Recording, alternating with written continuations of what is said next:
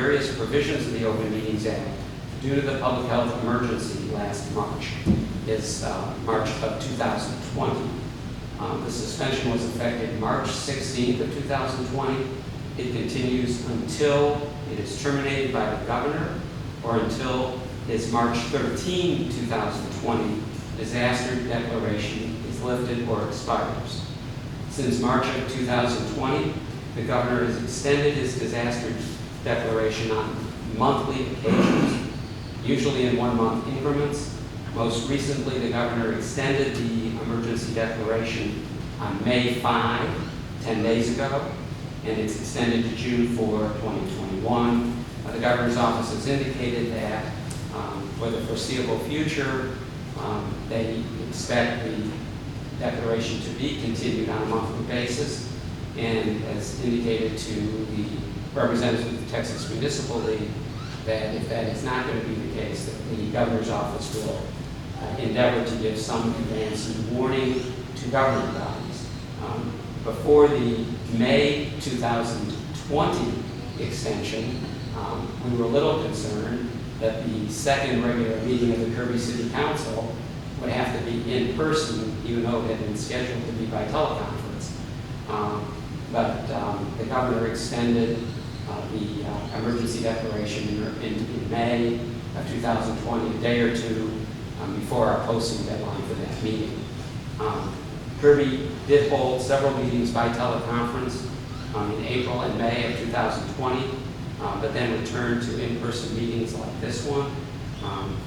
Hopefully, with the number of people getting the vaccine and the CDC's new pronouncements about people being relatively safe or safer with having gotten the vaccine and 2 weeks out from their last vaccination, we can continue to have open meetings in open session in person like this for the foreseeable future. We had a few scares last summer and last fall, but I think hopefully we're all over that hump. But at any meeting these days, the Greenville City Council, about goals and responsibilities and things of that nature, it's important to know about this unusual event. And so that's the quick summary. And when this suspension of the Open Meetings Act ends, then we'll be back to the way it was before March 16th of last year. There are some critical actions that the council has to take. Generally, some are on an annual basis, some are on an as-needed basis. I wanted to kind of touch with you on what I see as the typical critical actions that you as a governing body will be considering and taking action on. Probably in some cases, I'm going to mention next week, but in other cases, over the summer and into the fall. The first critical action is the annual budget. That's something you'll do over the summer. It will be adopted most likely in late August or early September. There is a requirement to have a public hearing on your budget. You must act on the budget at the end of that public hearing. You don't have to adopt the budget at that meeting, but you have to do something. There has to be some action on the budget at the meeting where you hold the public hearing. That action can be to adopt the budget. That action can be to instruct staff to amend the budget and bring it back. That action can be to have another public hearing. But the statute, the Local Government Code, Chapter 102, requires some action on the annual budget on the day you hold the public hearing. And you must adopt the budget before you set your annual tax rate. So both the preliminary budget and a final adopted budget are to be posted on the city website. The city manager and our finance director are the ones who prepare and create the annual budget with input from department heads and input from the governing body. There are often briefing meetings about the budget. Cities do it differently. Some cities, there are little subcommittees that are assigned, subcommittees of the governing body, usually no more than 2 members of the governing body, who work with city staff, again with Tino or with Monique, the finance director, or the city manager, in regard to the budgets for public works in one case, or the police department, the fire department in another case, administration in the third case. Sometimes there are briefings, workshops on the budget. It varies from city to city, and it varies from year to year, depending on local priorities and concerns. The annual tax rate is set after the budget is adopted, but is essentially determined during the budget process. In the 2019 legislature, 2 years ago, the legislature adopted Senate Bill 2, and it made significant changes to the way tax rates were set, what the process was, and it reduced the maximum increase in the tax rate that a city could adopt without having an election or being subject to an election.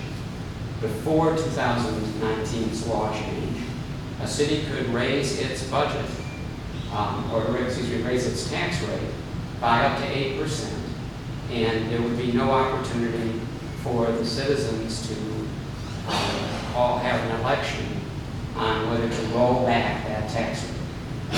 If the city adopted a tax rate that was more than 8% over the prior year's tax rate, then the citizens could petition for a recall election, a rollback election on the tax rate. Under the new law, the city is going to adopt a tax rate with 2 components. One component is the maintenance and operations rate. That's the rate that is used and the funds that are raised to operate the city, to pay employees, to provide for support, equipment, whatever, for the administration, for the police department, the fire department, public works, the water department.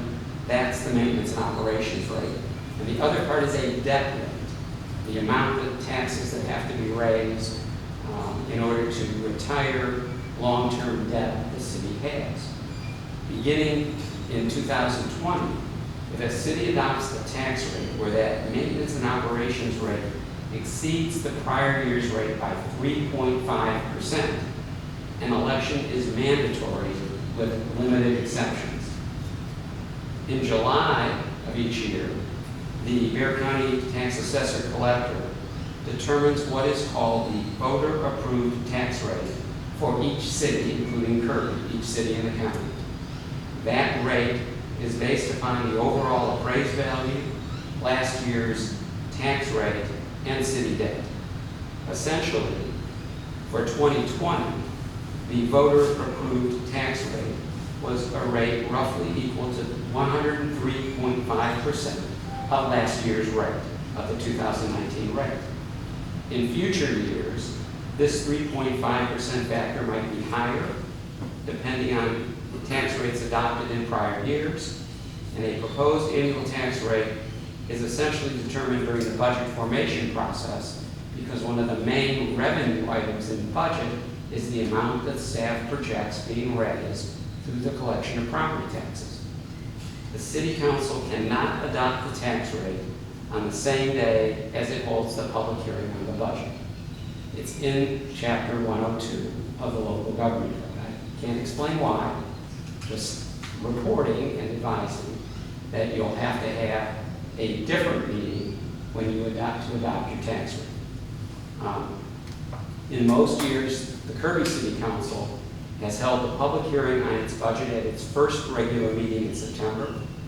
And that's the meeting where you have to act on the budget, which in Kirby usually is, we're going to have another public hearing, and we're going to have another public hearing in 2 weeks, and we're going to act to adopt the budget at that next meeting in 2 weeks. And then adopts the budget at the second meeting in September. The tax rate is also considered and discussed at 2 meetings, but again, it's only adopted at the second meeting in September because you have to first adopt the budget. Some cities are able, cities with smaller budgets than Kirby, can accelerate this process. they can hold their budget public hearing in August, adopt the budget in August, and then have all of the rest of August and September during which to adopt the tax rate. But I think historically, as our city manager and our city finance director will probably confirm, in Kirby it's usually a two-meeting scenario in September. The first meeting, the budget public hearing, and the presentation of the proposed tax rate. And then at the second regular meeting in September, the adoption of the budget and the adoption of the tax rate. And of course, let me just add, our charter specifically says we must adopt our budget by September 27th. So we, depending on when the second meeting in September falls, we try to do it on that meeting date. Sometimes we have to have a special meeting earlier to make sure we don't miss that 27th deadline. And state law says the budget, from almost all cities, the budget has to be approved by September 29th, and the tax rate approved by September 30th. There are certain few exceptions to that, but September 27th obviously is before either of those statutory deadlines. There are additional rules about time periods, notice requirements, and public hearings that city staff make sure that we comply with during this process. All the operations of the city are driven by the budget. What y'all decide as a city council and as a governing body, what are the priorities? Once you identify the priorities, you also have the responsibility to figure out how you're going to pay for those, implementation of those priorities. So one of the things on this agenda is to discuss council roles and responsibilities. One of the most important roles that you have is a policy role. When I'm done and we get out of item 6A and we move to item 7A, you're going to be discussing and taking possible action on establishing goals for the city. That's a policy action. That's a policy responsibility for the governing body, and an important one. Some cities are so busy doing the day-to-day, mundane things that they never get around to talking about goals and responsibilities. I think it's great that Ms. Vernon put on this agenda the opportunity for you to have maybe a first, maybe not a first discussion by this entire governing body